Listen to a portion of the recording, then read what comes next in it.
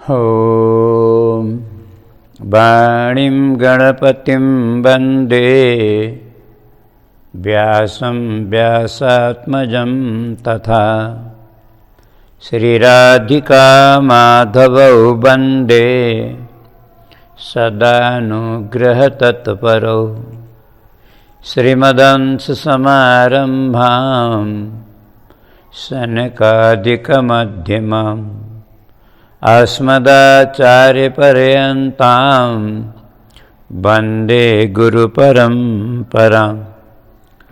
आदरणीय भक्त सज्जनवृन्द, जय श्री राधे, जय श्री कृष्ण। आउनुहोस् आजको सत्सङ्गलाई हामी शुभारम्भ गरौँ।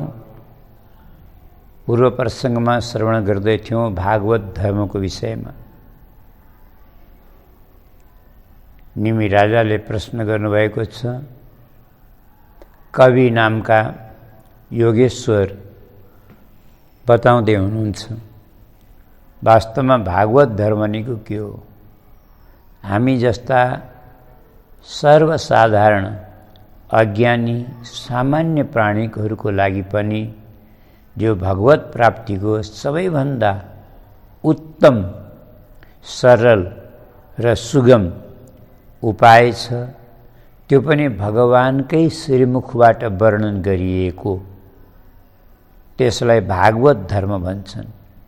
जुन भागवत धर्मलाई स्वीकार गरेपछि, जीवनमा अपनाएपछि फेरि त्यसको कहीँ पनि स्खलन हुँदैन, पतन हुँदैन, सिधै भगवानको धामको प्राप्ति हुन्छ।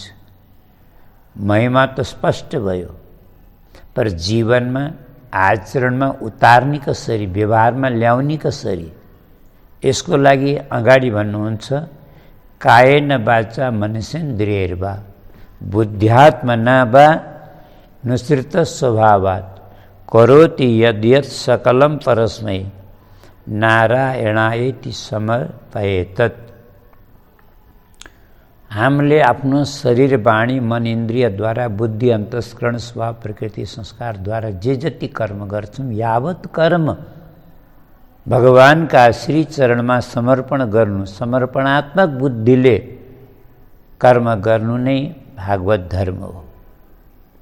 अब यावत कर्म भन्नाले त कर्म त सबै प्रकारका हुन्छन्, भगवानमा समर्पण कसरी हुन्छ, यही कुरो बुझ्न बाँकी छ। अब हामीले यसमा सृष्टि बदल्ने होइन, मात्र दृष्टि बदल्ने हो। जस्तै सुत्नु एउटा कर्म हो। अब सुत्ने बेलामा हामी के सोचेर सुत्छौँ? आरामै गर्नको लागि सोचेर सुत्छौँ भने त्यो कर्म हो। परन्तु मात्र आफ्नो सोच परिवर्तन गर्ने, आफ्नो विचार परिवर्तन गर्ने, आफ्नो दृष्टि परिवर्तन गर्ने, प्रातःकाल भोलि उठेर भगवानको सेवा गर्नुहुन्छ। भगवानको सेवा गर्नको लागि शरीर स्वस्थ रहन पर्छ, किनकि अस्वस्थ शरीरले सेवा हुँदैन। स्वस्थ शरीर चाहियो। अनि शरीरलाई स्वस्थ राख्नको लागि निद्रा जरुरी छ, सुत्न जरुरी छ। नपत्ते हामी एक रात मात्रै नसुतेर हेरौँ, अर्को दिन हाम्रो अवस्था कस्तो हुन्छ। कुनै कर्म गर्ने जाँगर लाग्दैन, शरीर अस्वस्थ हुन्छ। त्यो भएर सुत्न कति जरुरी छ। सुत्न के को लागि जरुरी छ? स्वस्थताको, स्वास्थ्यको लागि, स्वस्थ शरीरको लागि। किनकि शरीर माध्यम खलु धर्म साधन। शरीर स्वस्थ रहेर नै हामीले धर्म गर्न सक्छौँ। त्यही भएर भोलि भगवानको सेवा गर्ने योग्य स्वस्थ शरीर हामीले प्राप्त गर्नको लागि नयाँ स्फूर्ति, नयाँ उत्साह, नयाँ जोस, नयाँ जाँगर प्राप्त गर्नको लागि निद्रा लिनु जरुरी छ। त्यही भएर हामी सुत्दैछौँ भनेर सुत्ने बेलामा भगवानको नाम लिएर र उठ्ने बेलामा भगवानको नाम लिएर जो सुत्छ, विश्वास गर्नु, यसलाई भागवत धर्म भनिन्छ। त्यसको निद्रा पनि भजन हुन्छ।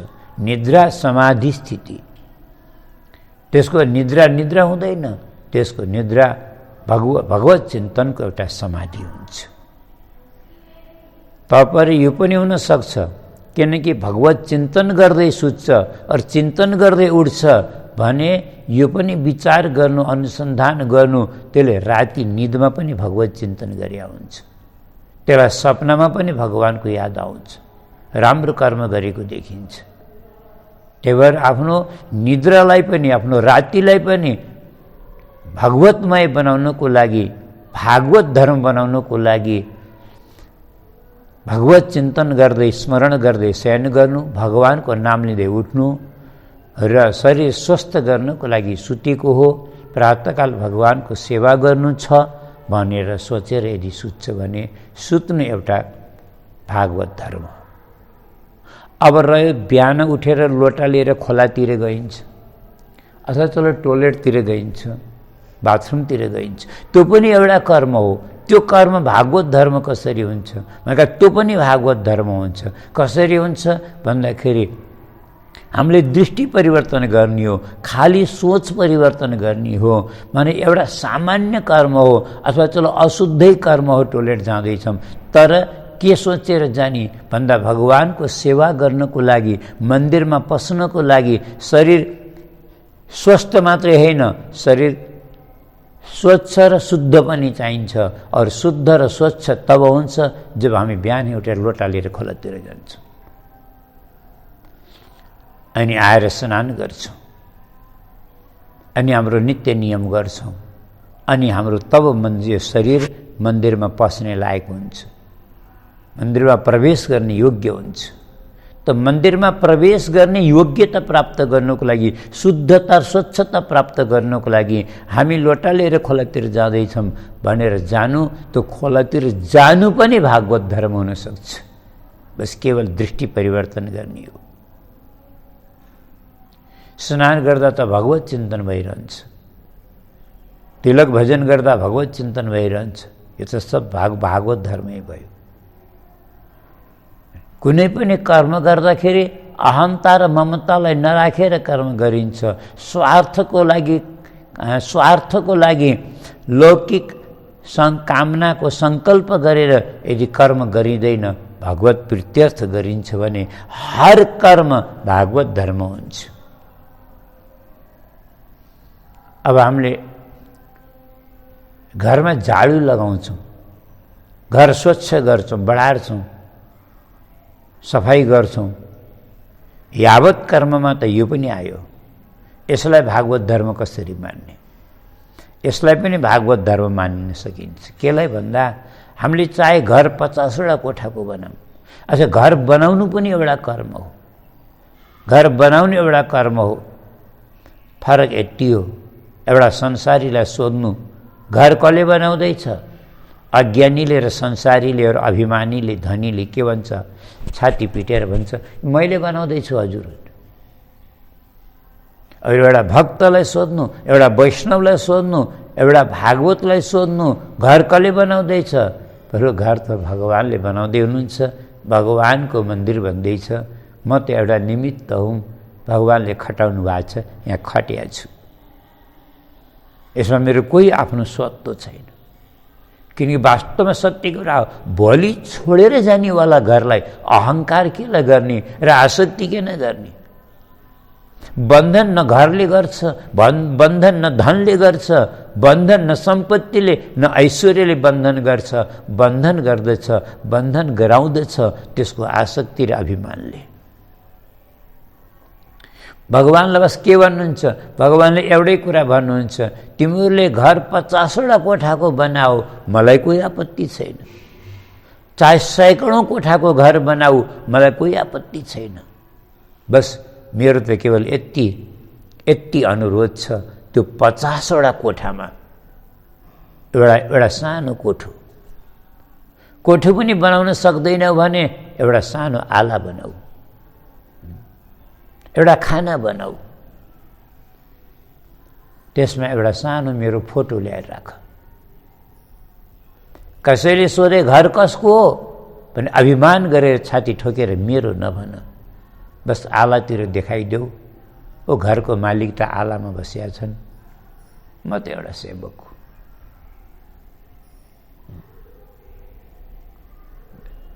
यसबाट के हुन्छ?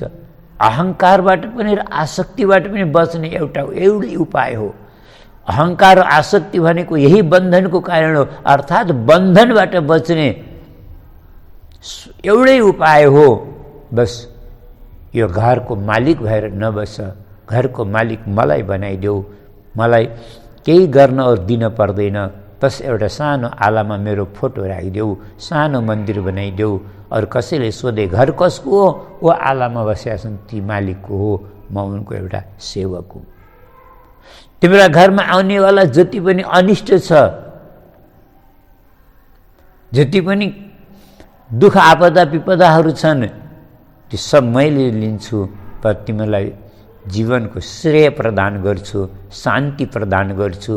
किनकि वास्तवमा जहाँ मालिक भएर बसो, याद राख्नु होला, सुख भले मिल्ला तर उसलाई शान्ति कहिले मिल्दैन। त्यही भएर अहिले भगवानले अगाडि भन्नुहुन्छ स्कन्दमा, उद्धवजीलाई के भन्नुहुन्छ? उद्धव, अगर तिमी मुक्ति चाहन्छौ संसारबाट भने, और भगवानको भक्ति चाहन्छौ भने, अगर तिमीले सुख प्राप्त गर्न चाहन्छौ और शान्ति प्राप्त गर्न चाहन्छौ भने एउटा कुरा याद राख, घरमा स्वामी भएर नबस, मालिक भएर नबस, तो गिरेशु अतिथिवत बसन, अतिथि भएर बस। जस्तै उदाहरणको लागि सोचौँ न, हाम्रो घरमा कोही अतिथि आयो, पाहुना आयो, सन्चो बिसन्चो सोध्छ, अरू कुरा दुःख सुखहरू सोध्छ, हामीले उसलाई आफ्नो हानि लाभ बताउन थाल्छौँ, परन्तु हामीले बताएको हानि लाभले उसलाई न केही फरक पर्दैन, न खुसी हुन्छ न दुखी हुन्छ। हामीले चाहे भनौँ उसको लागि फ्याक्ट्रीमा आगो लाग्यो, 1 लाखमा किनेको गाई भैँसी मरो, चाहे हाम्रो घर ढलो, हाम्रो अगाडि मुखले गरिदेला, यति उसले देखाउने संवेदना। परन्तु जसै हाम्रो घरबाट बाहिर गयो, उसले यही सोध्छ, फलानाको नोक्सान भयो, मेरो के थियो र? उसलाई कोही दुःख हुँदैन, उसलाई कोही सुख हुँदैन, उसलाई किनकि न अहमता छ न ममता छ। सुख र दुःख हुने त अहमता र ममताले हो।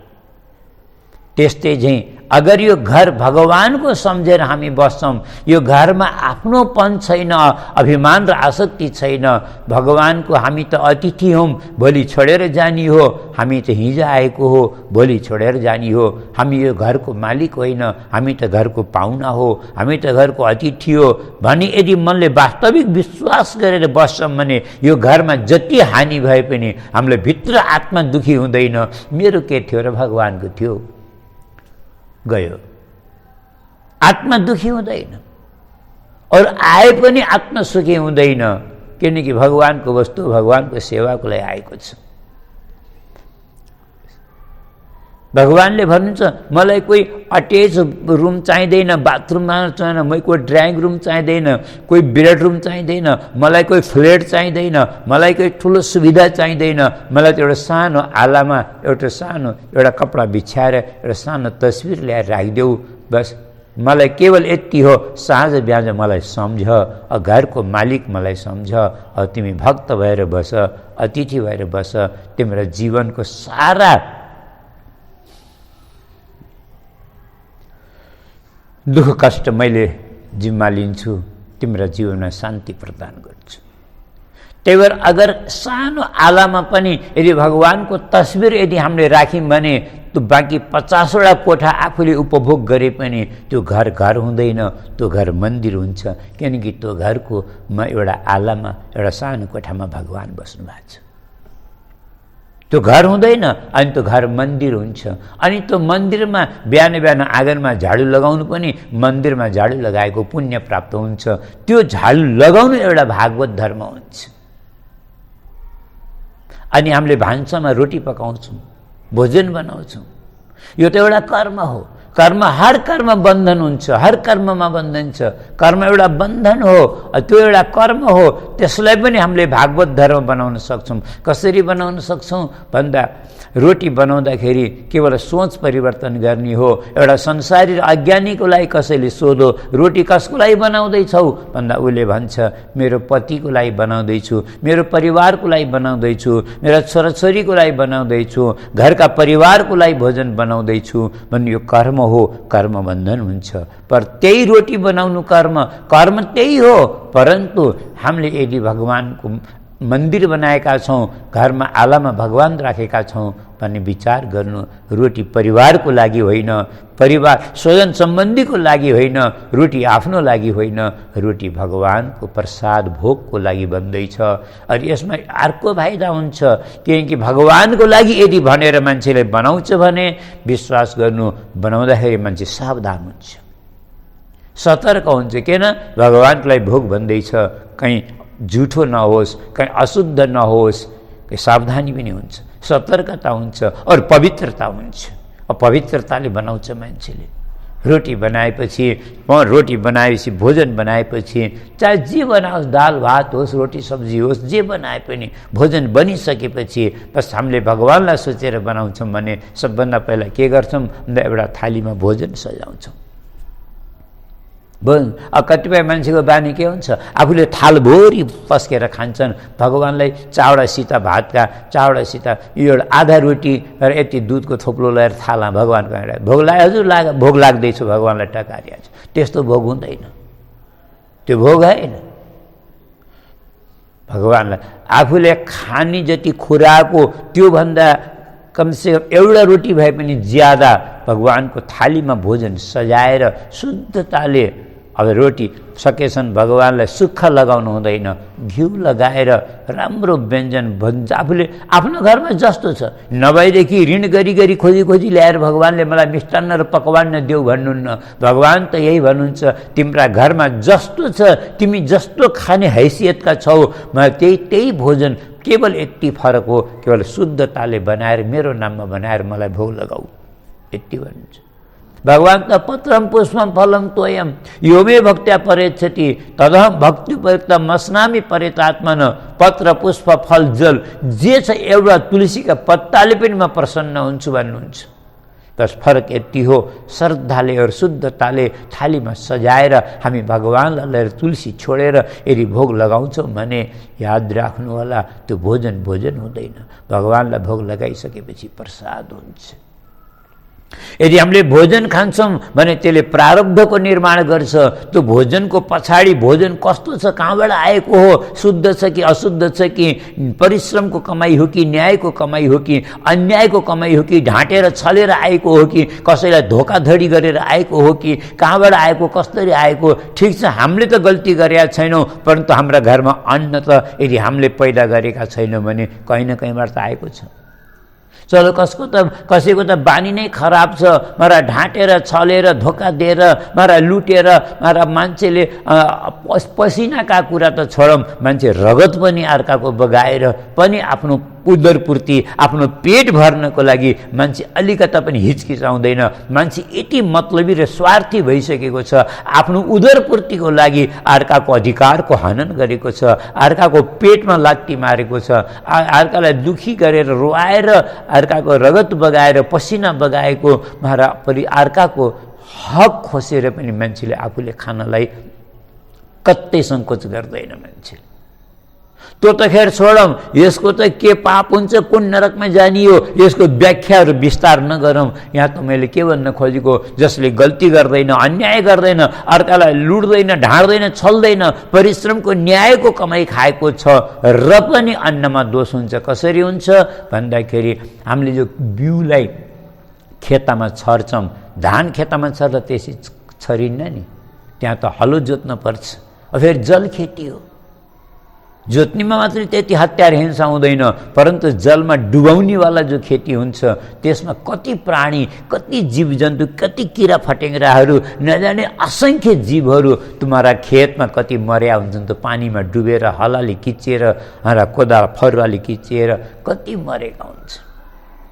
त्यसपछि त्यो बिउलाई, धानको बिउलाई फेरि हामी गोड्छौँ, फेरि रोप्छौँ, फेरि त्यहाँ जलमा डुबाएर राख्छौँ, फेरि त्यसलाई गोड्दा, काट्दा, झाँड्दा, कुड्दा, पकाउँदा, झार्दा, अनि यी सबै कर्मका पछाडि हर समय, हर बार कुनै न कुनै प्राणीको हत्या र हिंसा भएको हुन्छ। अति असङ्ख्य अनन्त जीवको, किरा फटेङ्ग्राहरूको पापको जो हत्याको जो पाप हो त्यो त्यही अन्नमा बसेको हुन्छ।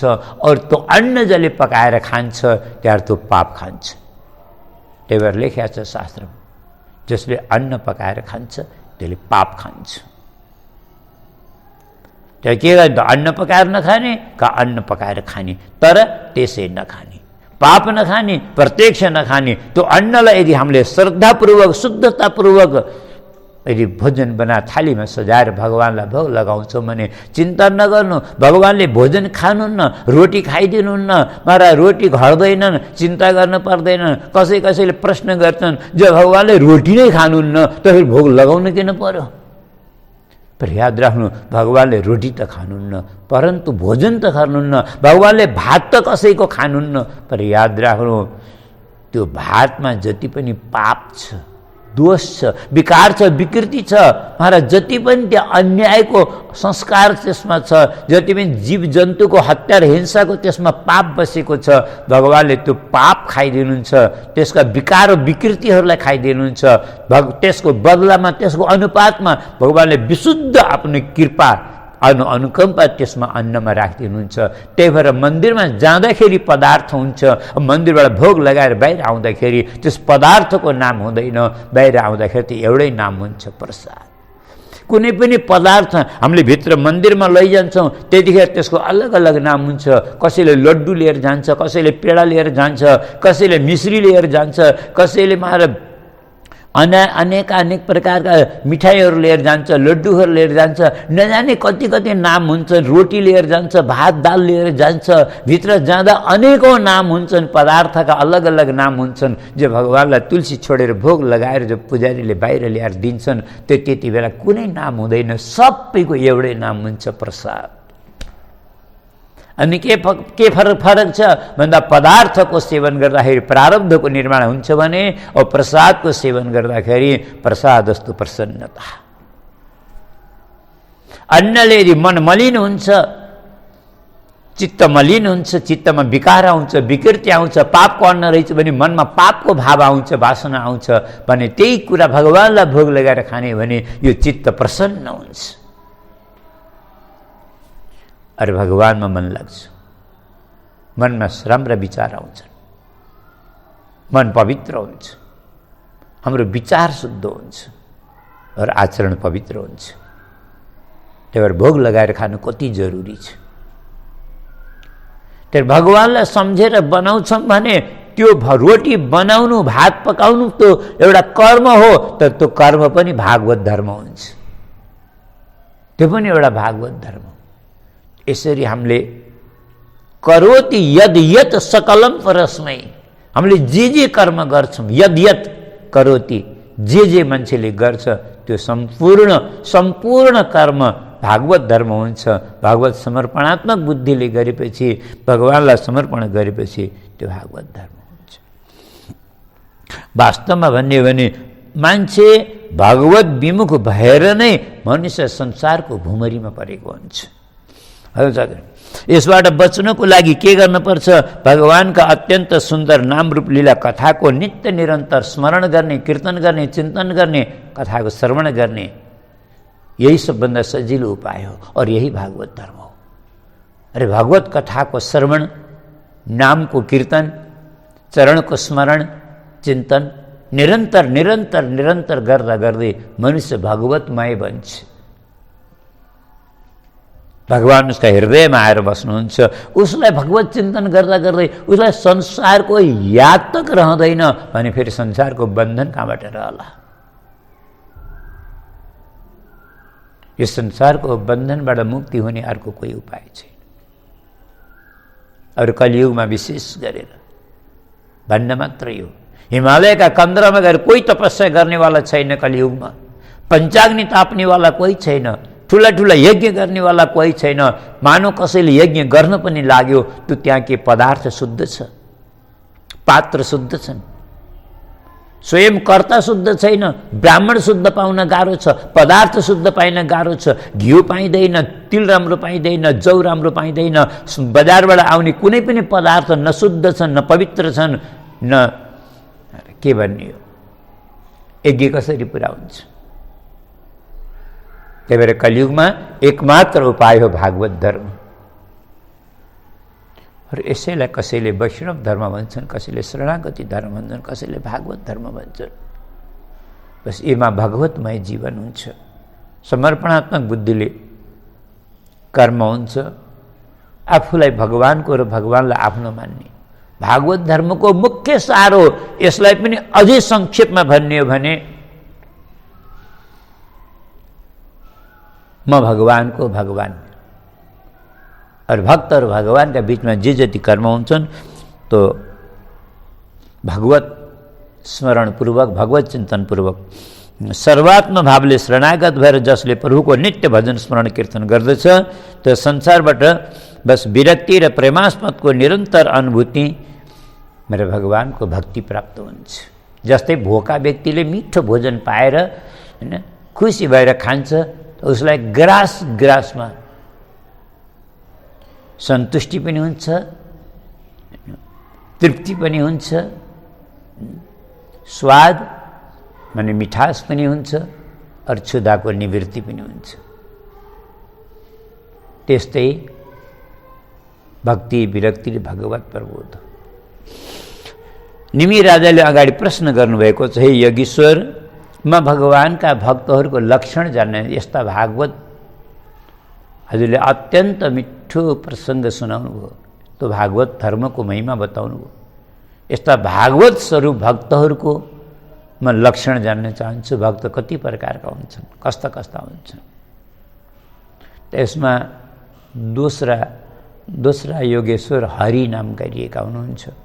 उहाँले भन्नुहुन्छ, राजन, जुन भक्तले समस्त प्राणीहरूमा भगवानलाई आत्मा रूपले अथवा नियन्ता रूपले अथवा व्यापक भगवत सत्ताको रूपले अथवा भगवतमय दृष्टिले भगवानमा सम्पूर्ण प्राणीमा भगवानको र भगवानमा सम्पूर्ण प्राणीको दर्शन गर्छ, अर्थात् सम्पूर्ण प्राणीहरूमा भगवानको दर्शन गर्छ, भगवतमय भाव राख्छ।